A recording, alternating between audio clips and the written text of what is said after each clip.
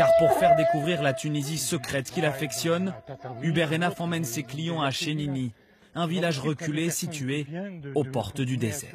Ces parcelles cultivées qui sont séparées par des digues de terre, on appelle ça des gessours. Pendant 2 ans, les touristes ont boudé la Tunisie après les attaques terroristes de 2015.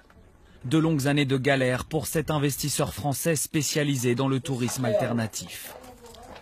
Mais depuis quelques semaines, les vacanciers semblent de retour pour son plus grand bonheur. Il y en a un qui s'est perdu là-haut. C'est tellement beau qu'il ne veut plus descendre.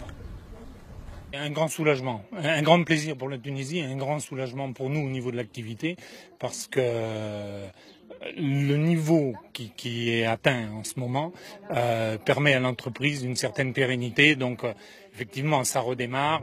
Un redémarrage progressif après une période noire. Car en 2015, la Tunisie a été ensanglantée par une vague d'attentats qui a fait 60 morts. Les touristes ont déserté le pays et Hubert Hénaf a vu son chiffre d'affaires divisé par 3. 2 ans plus tard, sa société se remet en ordre de marche.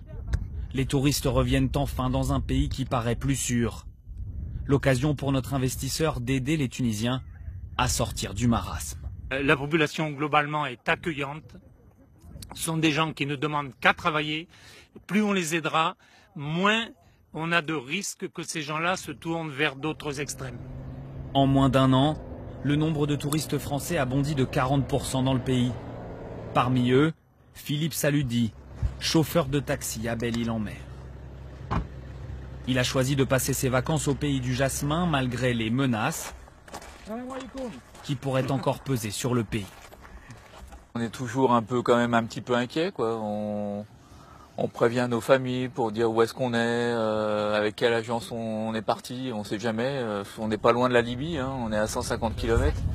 Mais passé les appréhensions, ce groupe de Français semble savourer sa toute première soirée dans le désert.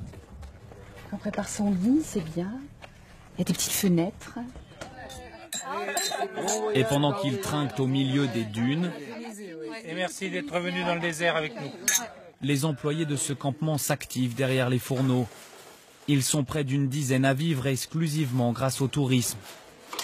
Certains d'entre eux avaient perdu leur emploi, d'autres étaient au chômage technique. Alors pour eux, cette reprise touristique est une bouffée d'air frais. Ce sont ces touristes qui sauvegardent nos emplois et nous permettent de survivre.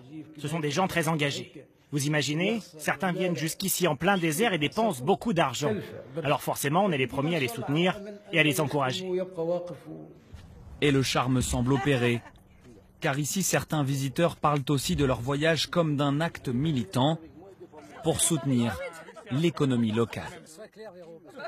On vient aussi dans le but de se faire plaisir, de découvrir et puis de faire travailler les Tunisiens également. C'est de l'argent qui rentre dans l'économie locale et je pense que c'est important. Plus de 2 ans après les attentats du Bardo et de Sousse, l'économie tunisienne tente de reprendre des couleurs. Et pour cela, elle peut compter sur son principal partenaire économique, la France, et ses 1300 entreprises qui restent implantées ici, sur le sol tunisien.